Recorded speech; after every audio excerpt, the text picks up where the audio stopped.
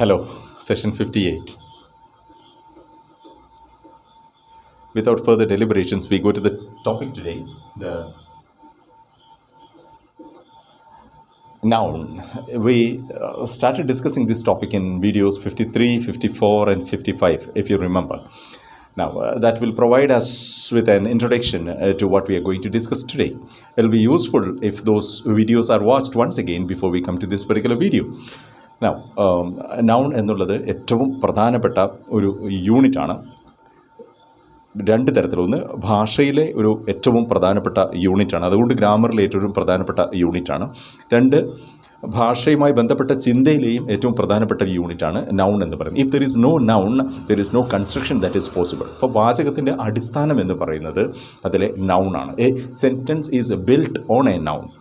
Yeah, so probably you will be wondering whether the noun is more important or the verb is more important.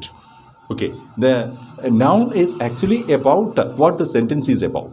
ഒരു വാചകം എന്തിനെക്കുറിച്ചാണ് എന്നുള്ളത്, ഒരു statement എന്തിനെക്കുറിച്ചാണ് എന്നുള്ളത് അതിലെ നൗണാണ് ഫിക്സ് ചെയ്യുന്നത്. Okay, what that noun has done, what has happened to that noun എന്നുള്ള ആ രണ്ടാമത്തെ കാര്യം മാത്രമേ അതിലെ വേർബ് ഡിസൈഡ് ചെയ്യുന്നുള്ളൂ. അതുകൊണ്ട് the verb comes only after the noun. This is important. അതുകൊണ്ട് what is fixing the most important attribute of a sentence is its noun. അതുകൊണ്ട് ഒരു നൗൺ ഫിക്സ് ചെയ്യുന്നതാണ്, ഒരു നൗൺ ഡിസൈഡ് ചെയ്യുന്നതാണ് നമ്മളെ സംബന്ധിച്ച് ഒരു വാചകം എഴുതുമ്പോഴും ഒരു വാചകം പറയുമ്പോഴും ഏറ്റവും പ്രധാനപ്പെട്ട കാര്യം അതിലെ നൗൺ ഡിസൈഡ് ചെയ്യുക എന്നുള്ളതാണ്. ഈ നൗൺ ഡിസൈഡ് ചെയ്യുക എന്ന് പറഞ്ഞാൽ അത് നമ്മുടെ ബോധത്തെ, നമ്മുടെ അവെയർനെസ്സിനെ, നമ്മുടെ വ്യൂ പോയിൻറ്റിനെ, നമ്മുടെ പേഴ്സ്പെക്റ്റീവിനെ ഒക്കെ ആശ്രയിച്ചിട്ടുള്ള ഒരു കാര്യമാണ്. അതുകൊണ്ട് the difficulty that we have in writing a sentence is basically coming from fixing on the typical noun, the particular topic on which we are going to speak. Okay, if that particular topic is clear to us, if the idea is clear to us, it is easy to speak on that. അപ്പോൾ പലപ്പോഴും നമ്മൾ വൊക്കാബുലറിയിലെ പ്രയാസമുണ്ട് എന്ന് പറയുന്നത്, ഇംഗ്ലീഷിൽ വൊക്കാബുലറിയിൽ പ്രയാസമുണ്ട് എന്ന് പറയുന്നത് നമ്മുടെ ഉള്ളിലുള്ള ആശയങ്ങളെ ഈ വൊക്കാബുലറിയിലൂടെ എക്സ്പ്രസ് ചെയ്യുവാനുള്ള പ്രയാസത്തെയാണ്. അതുകൊണ്ട് ആശയങ്ങൾ ഉണ്ടാവുക എന്നുള്ളത് ഈ വൊക്കാബുലറി ഉണ്ടാവാൻ വളരെ പ്രധാനമാണ്. Okay, you may not agree with me at this level, but as you proceed with this study, you will see that what happens first is the sensitizing of ideas, the sensitizing of concepts. ആശയങ്ങളെ അനുഭവിക്കുക അല്ലെങ്കിൽ നമ്മുടെ അനുഭവത്തെ രൂപീകരിക്കുക എന്നുള്ളതാണ് ആദ്യം സംഭവിക്കുന്നത്. അങ്ങനെ ആ അനുഭവങ്ങളെ ക്രോഡീകരിക്കുമ്പോഴാണ് അവയ്ക്ക് പേരുകൾ ഉണ്ടാവുന്നത്, നൗൺസ് ഉണ്ടാവുന്നത്. ഓക്കെ, ആ നൗൺസാണ് നമ്മുടെ വാചകങ്ങളെ ക്രക്സായി മാറുന്നത്. അതുകൊണ്ട് അനുഭവങ്ങളുടെ സെൻസിറ്റീവ് ആയിരിക്കുക, അനുഭവങ്ങളോട് സംവേദനശേഷി ഉള്ളവരായിരിക്കുക എന്നുള്ളതാണ് നല്ല ഭാഷ ഉപയോഗിക്കാനുള്ള ആദ്യത്തെ സ്റ്റെപ്പ് എന്ന് പറയുന്നത്. This is what we tried to discuss in the last video, in video 57, where we almost established that language is having a theoretical background, a philosophical background as such. Okay, please go to that 57th video also and see how we have established this. Now we come to the noun. Now, why the noun is important? The noun is important due to the extra linguistic reason which I have just mentioned. ഇപ്പോൾ നാം കണ്ടിട്ടുള്ള ഭാഷ അതീതമായിട്ടുള്ള ഈ ഒരു പ്രശ്നം കൊണ്ടാണ് noun എന്നുള്ളതും അതിൻ്റെ എസ്റ്റാബ്ലിഷ്മെൻ്റ് എന്നുള്ളതും ഒരു പ്രയാസമായി വരുന്നത്, അല്ലെങ്കിൽ ഒരു ചെറിയ ബുദ്ധിമുട്ടായിട്ട് വരുന്നത്. Okay, we are calling it extra linguistic.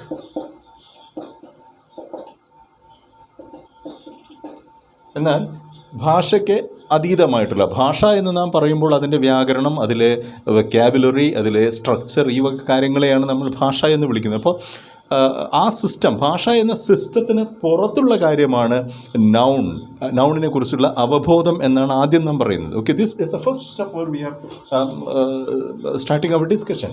അപ്പോൾ അതുകൊണ്ട് ഈ നൗൺസിനെ കുറിച്ച് സെൻസിറ്റീവ് ആവുക എന്നുള്ളത്, നാമങ്ങളെക്കുറിച്ച് ബോധവാന്മാരാവുക എന്നുള്ളത്, അതുപോലെ ഒരു കാര്യത്തെ പേരിട്ട് വിളിക്കാനുള്ള സ്കില്ലുണ്ടാവുക, ശേഷി ഉണ്ടാവുക എന്നുള്ളത് തീർച്ചയായും ഒരു എക്സ്ട്രാ ലിംഗ്വിസ്റ്റിക് അട്രിബ്യൂട്ടാണെന്നാണ് നാം മനസ്സിലാക്കുന്നത്.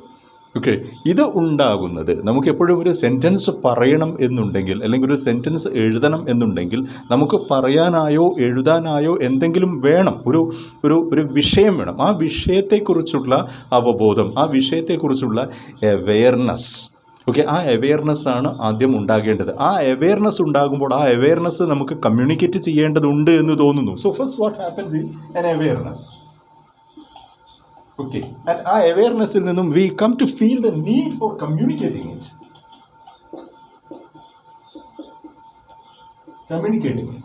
ഓക്കെ, അതിനെ വിനിമയം ചെയ്യണം. അങ്ങനെ ആ കമ്മ്യൂണിക്കേഷൻ റിക്വയർമെൻറ്റ് വരുന്ന സമയത്താണ് വി കം ടു ലാംഗ്വേജ്, അല്ലെങ്കിൽ we come to words. Okay, ഇതിനകത്ത് ഏറ്റവും പ്രധാനപ്പെട്ട ഒരു സ്റ്റെപ്പ് എന്ന് പറയുന്നത്, ഏറ്റവും പ്രധാനപ്പെട്ട ഗ്രൂപ്പ് ഓഫ് വേർഡ്സ് എന്ന് പറയുന്നത്, of course it is the nouns. Okay, so it is through this process that we come to the noun. ഇത് അറിയാതെ നാം നൗണിനെ, ഗ്രാമറിൽ ഒരു നൗണിനെ ഒരു യൂണിറ്റായി മാത്രം പഠിക്കാൻ ശ്രമിക്കുമ്പോൾ നാം നൗണിനെ ശരിക്കും മനസ്സിലാക്കുന്നില്ല. ഈ നാമം എന്നതുകൊണ്ട് നാം ഉദ്ദേശിക്കുന്നത് എന്താണെന്നും അതിലേക്ക് എത്തുന്നത് എങ്ങനെയാണെന്നും നാം മനസ്സിലാക്കുന്നില്ല. അപ്പോൾ ഈ ഒരു പ്രോസസ്സിലൂടെ നൗണിലേക്ക് എത്തുമ്പോൾ മാത്രമേ ഉള്ളൂ നാം സത്യത്തിൽ നൗണിനെ കൺട്രോൾ ചെയ്തു എന്ന് നമുക്ക് പറയുവാൻ പറ്റുകയുള്ളൂ. നൗണിനകത്ത് തിയററ്റിക്കലായിട്ടുള്ള മറ്റ് പ്രശ്നങ്ങളുമുണ്ട്, നാം അതിലേക്ക് ഇപ്പോൾ പോകുന്നില്ല. കാരണം what particular decisive force is deciding upon the prominence of the noun എന്നൊരു ചോദ്യമുണ്ട്. നാമരൂപങ്ങൾ എന്നുള്ളത് ഫിലോസഫിയിൽ ഉപയോഗിക്കുന്ന ഒരു വാക്കാണ്, അല്ലെങ്കിൽ സ്പിരിച്വൽ തിയറിയിൽ, തിയോളജിയിൽ ഉപയോഗിക്കുന്ന ഒരു വാക്കാണ് നാമരൂപങ്ങൾ എന്നുള്ളത്. അപ്പോൾ what ever we see in this world, okay, the body, the nature, and physical nature, everything outside, whatever we visualize is different forms of noun, നാമരൂപങ്ങളാണ്. Okay, and what is the validity of such a noun form എന്നുള്ളൊരു ചോദ്യമാണ് philosophy basically ഉയർത്തുന്നത്. അതുകൊണ്ട് നാമത്തെക്കുറിച്ചുള്ള ചിന്ത, ഈ noun എന്ന ഒരു ഐറ്റത്തിനെ കുറിച്ചിട്ടുള്ള ഒരു ചിന്തയ്ക്ക് ഫിലോസഫിയിൽ പോലും സ്കോപ്പുള്ള ഒരു കാര്യമാണ്. അതുകൊണ്ട് ഒരു സാധനത്തെ പേരിട്ട് വിളിക്കുക എന്നുള്ളത് നിസ്സാരമായ ഒരു കാര്യമല്ല, വളരെ സങ്കീർണമായിട്ടുള്ള ഒരു കാര്യം തന്നെയാണ്. അതോ we are quite used to this and we seldom feel the complexity of this. We have to recognize that naming something is a difficult process. Okay, ഒരു കാര്യത്തെ നാം പേരിട്ട് വിളിക്കുന്നു എന്നുണ്ടെങ്കിൽ അതിന് പിന്നിൽ ചിന്തയുടെ, അതായത് ആലോചനയുടെ, അപഗ്രഥനത്തിൻ്റെ, വിശകലനത്തിൻ്റെ ഒക്കെ ഒരു വലിയ ഒരു പശ്ചാത്തലത്തിൽ നിന്നാണ് നാം ഒരു കാര്യത്തെ പേരിട്ട് വിളിക്കുന്നത്. നാം ഒരു കാര്യത്തെ എന്ത് പേരിട്ട് വിളിക്കുന്നു എന്നുള്ളത് നമ്മുടെ വ്യക്തിത്വത്തിൻ്റെ ഒരു വിലയിരുത്തലും കൂടിയാണ്. ഓക്കെ, നാം ഒരാളെ അല്ലെങ്കിൽ ഒരു കാര്യത്തെ ഒരു നൗണിനാൽ സൂചിപ്പിക്കുന്നുണ്ടെങ്കിൽ അത് നാം നോക്കിക്കണ്ട രൂപത്തിലാണ് എന്നുള്ളത് കൊണ്ടാണ്. അപ്പോൾ ഈ നോക്കിക്കാണുന്ന നമ്മൾ ആരാണ്, ഏത് പെർസെപ്ഷനിൽ നിന്നാണ്, ഏത് വിഷനിൽ നിന്നാണ് ഒരു സാധനത്തെ നാം നോക്കിക്കണ്ടത്, എന്തുകൊണ്ടാണ് ഒരു പ്രത്യേക സാധനത്തിന് അത്തരത്തിൽ നമ്മളൊരു പേരിട്ടത് എന്നുള്ള പ്രശ്നങ്ങളെല്ലാം തിയററ്റിക്കലാണ്, കുറച്ചുകൂടെ വിശാലമായ അർത്ഥത്തിൽ ഫിലോസഫിക്കലാണ്. അപ്പോൾ അതുകൊണ്ട് naming something is a very difficult step. Okay, and how do we come to name different things? ഈ പ്രപഞ്ചത്തിലും ഈ പ്രകൃതിയിലും നമുക്ക് ചുറ്റിലുമുള്ള കാര്യങ്ങളെ പേരിട്ട് വിളിക്കാൻ, അവയെ നൗണുകളാക്കി മാറ്റാൻ നമുക്ക് കഴിയുന്നത് എങ്ങനെയാണ്? നിരന്തരം നമ്മൾ നമ്മുടെ ഒരു വ്യക്തിത്വത്തെ, നമ്മുടെ ഒരു പേഴ്സണാലിറ്റിയെ, നമ്മുടെ ഒരു ക്യാരക്ടറിനെ, നമ്മുടെ ഒരു ഐഡൻറ്റിറ്റിയെ എസ്റ്റാബ്ലിഷ് ചെയ്തുകൊണ്ടിരിക്കുന്നുണ്ട്. ആ ഒരു എസ്റ്റാബ്ലിഷ് ചെയ്യുന്ന പൊസിഷനിൽ നിന്നുകൊണ്ടാണ് നാം ഈ കാര്യങ്ങളെ മുഴുവൻ പേരിട്ട് വിളിക്കുന്നത്. ഓക്കെ, നമ്മുടെ തന്നെ അസ്തിത്വത്തെ, എൻറ്റിറ്റിയെ ഉറപ്പിച്ചുകൊണ്ട് മാത്രമേ നമുക്ക് പുറത്തുള്ള ഒരു എൻറ്റിറ്റിയെ, ഒരു അസ്തിത്വത്തിനെ, ഒരു എൻറ്റിറ്റിയെ നമുക്ക് പേരിട്ട് വിളിക്കാൻ പറ്റുകയുള്ളൂ. So when I is there, you also can be there. When I am not there, you are not there എന്നുള്ള ഒരു ബേസിക് പ്രിസംഷനിൽ നിന്നുകൊണ്ടാണ് നാം നൗണുകളിലേക്ക് എത്തുന്നത്. Unless we understand this about nouns, the difficulty of using nouns correctly in a sentence will continue. അപ്പോൾ അതുകൊണ്ട് നാമം നാമപദങ്ങൾ ഒരു വാചകത്തിൽ ഉപയോഗിക്കുന്നതുമായി ബന്ധപ്പെട്ട് നമുക്കുള്ള പ്രയാസങ്ങൾ കേവലം ആ നാമപദങ്ങൾ ഉപയോഗിക്കുന്നതുമായി ബന്ധപ്പെട്ടിട്ടുള്ളതല്ല, നേരെ മറിച്ച് ആ പദങ്ങളെ മനസ്സിലാക്കുന്നതിലും ആ പദങ്ങളെ മാനേജ് ചെയ്യുന്നതിലും ആ പദങ്ങൾ ഉൾക്കൊള്ളുന്ന ആശയങ്ങളെ മാനേജ് ചെയ്യുന്നതിലും നമുക്കുള്ള പ്രയാസമാണ്. ഓക്കെ, അതുകൊണ്ട് it is quite natural, it is quite normal only that a language learner in the initial level is having some difficulties with the noun. And it is more so when it comes to the use of nouns in a foreign language. നമ്മുടേതല്ലാത്തൊരു വിദേശ ഭാഷയിലെ നാമപദങ്ങൾ കൈകാര്യം ചെയ്യുമ്പോൾ ഈ പ്രശ്നം കൂടുതൽ സങ്കീർണമാവുകയാണ് ചെയ്യുക. കാരണം ഒരു തദ്ദേശ ഭാഷയിൽ, ഒരു വേർണാക്യുലറിൽ, നമ്മുടേതായിട്ടുള്ള ഒരു സ്ലാങ്ങിൽ, ഒരു കൊളോക്കിയൽ ലാംഗ്വേജിൽ നാം ഒരു കാര്യത്തെ നാമകരണം ചെയ്യുന്നത് പോലെയല്ല വിദേശത്ത് ഉള്ള ഒരു പരിസരത്തിൽ, ഒരു ആശയ പരിസരത്തിൽ അതിനെ ഓൾറെഡി നാമകരണം ചെയ്യപ്പെട്ട ഒരു വാക്കിനെ ഉപയോഗിക്കുക എന്നുള്ളത്. ഓക്കെ, അപ്പോൾ അത് പ്രത്യേകിച്ചും ഒരു ഭാഷ മാറി മറ്റൊരു ഭാഷയുടെ പരിസരത്തിലേക്ക് വരുമ്പോൾ, ഇംഗ്ലീഷ് പോലുള്ള ഒരു ഹൈലി ഇക്കോണമിക് ഗ്രാമാറ്റിക്കൽ സ്ട്രക്ചർ നിലനിൽക്കുന്ന ഒരു ഭാഷയിലേക്ക് വരുന്ന സമയത്ത് ഒരേ വാക്ക് തന്നെ നൗണായും വേർബായും അപ്ലൈ ചെയ്യാം എന്നുള്ള സാധ്യത നിലനിൽക്കുന്ന ഒരു ഭാഷയുടെ പരിസരത്തിൽ വരുന്ന സമയത്ത് ഇത് കൂടുതൽ സങ്കീർണമാവുകയാണ്. അപ്പോൾ I have mentioned all these things as a background to the study of the noun. So what we have tried to establish in this session is that basically it is important to have an awareness of the things which we are trying to name. നാം പേരിട്ട് വിളിക്കാൻ ശ്രമിക്കുന്ന അനുഭവങ്ങളുടെയോ സാധനങ്ങളുടെയോ അവസ്ഥകളുടെയോ പ്രകൃതത്തെക്കുറിച്ച് നല്ല ഒരു ബോധം ഉണ്ടായിരിക്കുക എന്നുള്ളത് അവയെ നൗണുകളാക്കി മാറ്റുന്നതിൽ വളരെ നിർണായകമാണ് എന്നുള്ളതാണ്. ഓക്കെ, അപ്പോൾ ഈ അവെയർനെസ്സാണ് സാധനങ്ങളെക്കുറിച്ചും അവസ്ഥകളെക്കുറിച്ചും ഒക്കെയുള്ള അവെയർനെസ്സാണ് കൃത്യമായ നൗണുകളിലേക്ക് എത്തുവാൻ നമ്മെ സഹായിക്കുന്നത്. Okay, we go from this particular step to the next level.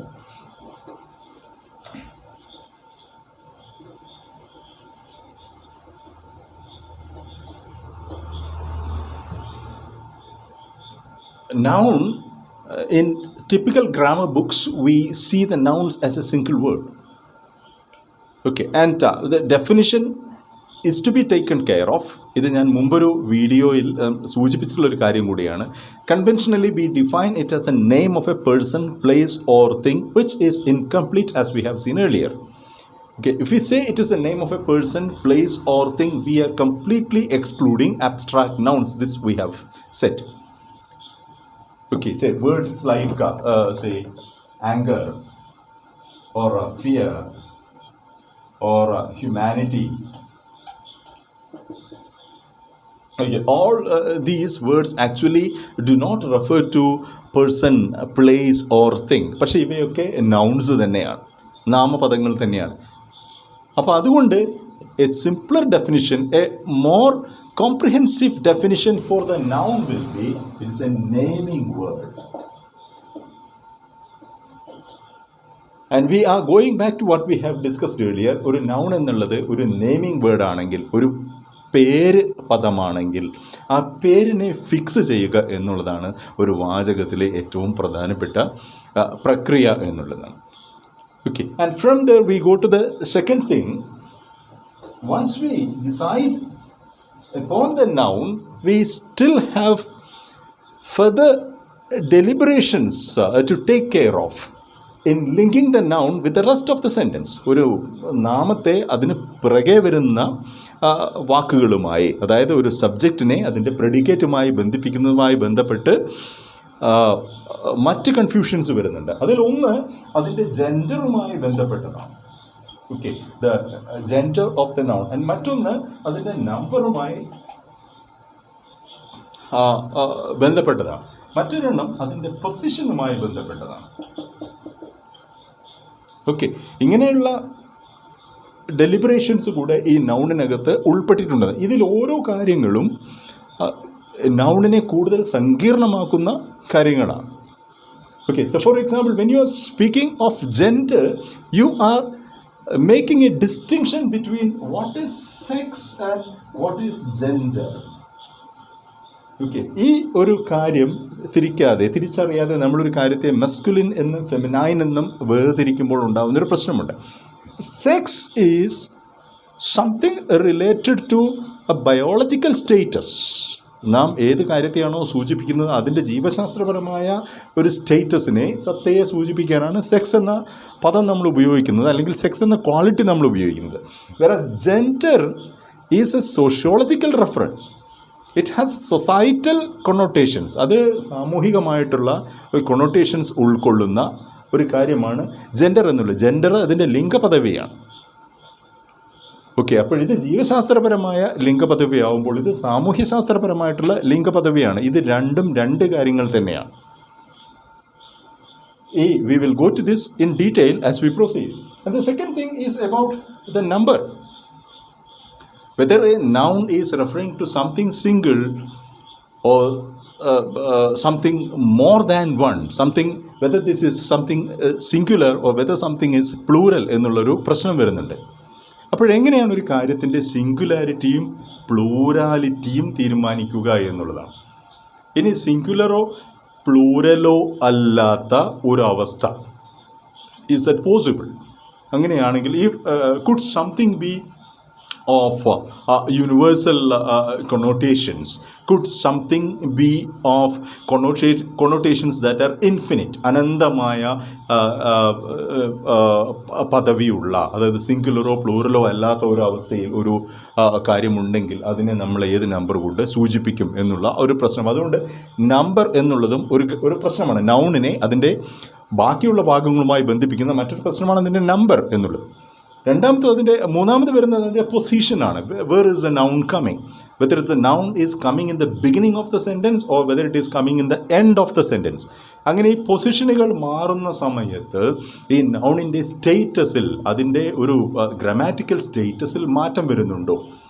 when the noun is going from the subject position to the object position. ഇനി സബ്ജക്റ്റും ഒബ്ജക്റ്റും പൊസിഷൻ അല്ലാതെ പൊസസീവ് പൊസിഷൻ എന്നും ഡേറ്റീവ് പൊസിഷൻ എന്നും ഒക്കെ ഗ്രമേറിയൻസ് കൂടുതൽ അഡ്വാൻസ്ഡ് ലെവൽസിൽ നൗണിനെ ഡിഫൈൻ ചെയ്യുന്നു, നൗണിൻ്റെ പൊസിഷനെ define ചെയ്യുന്നുണ്ട്. ഇപ്പോൾ ചുരുക്കി പറയുകയാണെങ്കിൽ നൗൺ എന്നുള്ളത് ഒരു കോംപ്ലക്സ് ആയിട്ടുള്ള കോൺസെപ്റ്റാണ്. Okay, we have seen the noun as a simple phenomenon and it's very easy to fix the noun, and it is in fact one of the easiest unit in a sentence to think about, to write about, to speak about എന്നാണ് നാം സാധാരണ മനസ്സിലാക്കുന്നത്. പക്ഷേ വാസ്തവത്തിൽ ഒരു വാചകത്തിലെ ഏറ്റവും പ്രധാനപ്പെട്ട ഒരു പ്രശ്നം എന്ന് പറയുന്നത്, ഒരു വാചകത്തിലെ ഏറ്റവും കേണലായിട്ടുള്ള ക്രൂഷ്യലായിട്ടുള്ള ഒരു ഘടകം എന്ന് പറയുന്നത് അതിൽ നൗണാണ്. അപ്പോൾ അത് നൗൺ ആയിരിക്കാൻ കാരണം അത് അവെയർനെസ്സുമായി ബന്ധപ്പെട്ടിട്ടാണ്, നമ്മുടെ ലോകബോധവുമായി ബന്ധപ്പെട്ടിട്ടാണ് നാം നാമങ്ങൾ ഉണ്ടാക്കുന്നത്. What is in a name എന്ന് നാം മുമ്പൊരിക്കൽ ഷേക്സ്പിയറെ കോട്ട് ചെയ്ത് നമ്മൾ സംസാരിക്കുകയുണ്ടായി. Okay, the thing that we call the rose would smell as sweet in any other name എന്ന് റോമിയോ ആൻഡ് ജൂലിയറ്റാണ് ഷേക്സ്പിയർ എഴുതുന്നുണ്ട്. അപ്പോഴത് ഒരു നാമത്തിൽ എന്താണുള്ളത്, what is in a name എന്ന് ചോദിക്കുന്നത്. Everything is in a name എന്നുള്ളതാണ് ഇതിലെ ഒരു പ്രശ്നം. Okay, naming, we are in a naming business. Okay, living in fact is a naming business. നമുക്ക് ചുറ്റുപാടുമുള്ള പ്രകൃതിയെയും ലോകത്തെയും നിരന്തരം നെയിം ചെയ്തുകൊണ്ടാണ്, പേരിട്ടുകൊണ്ടാണ് നാം ആ ലോകവുമായി ഇടപഴകുന്നത്. അതുകൊണ്ട് ഗ്രാമറിനപ്പുറത്തുള്ള ഒരു തലത്തിലാണ് നെയിമിംഗ് എന്നുള്ള ഒരു പ്രോസസ്സ് നടന്നുകൊണ്ടിരിക്കുന്നത്. നമ്മുടെ ലോകബോധമാണ് നമ്മളെ നല്ല നൗൺസിലേക്ക് എത്തിപ്പെടാൻ, പ്രിസൈസ് ആയിട്ടുള്ള, സ്പെസിഫിക് ആയിട്ടുള്ള, എഗ്രിയബിൾ ആയിട്ടുള്ള ഒരു നൗൺസിലേക്ക് എത്തിപ്പെടാൻ നമ്മെ സഹായിക്കുന്നത് ഈ അവെയർനെസ്സാണ്, നമ്മുടെ ലോകബോധമാണ്. അതിൽ നിന്നും നാം നൗൺസിലേക്ക് എത്തുന്നു. അങ്ങനെ എത്തുന്ന നൗൺസിനെ തന്നെ ഭാഷ എന്നുള്ള സബ്സ്ട്രക്ചറിലേക്ക് കൊണ്ടുവരുമ്പോൾ നമുക്ക് അതിൻ്റെ ലിംഗപദവി, നാം ഉപയോഗിക്കുന്ന നൗൺസിൻ്റെ ജെൻഡർ സ്റ്റേറ്റസ്, ലിംഗപദവി, അതുപോലെ അതിൻ്റെ സിംഗുലാരിറ്റി അല്ലെങ്കിൽ പ്ലൂരാലിറ്റി എന്നുള്ളത്, അതിൻ്റെ പൊസിഷൻ എന്നുള്ളത് ഒക്കെ സങ്കീർണമായിട്ടുള്ള കണ്ടീഷൻസാണ്. Okay, this is a kind of preliminary talk on how we are managing a noun within a sentence. Okay, we continue in the next session. Thank you.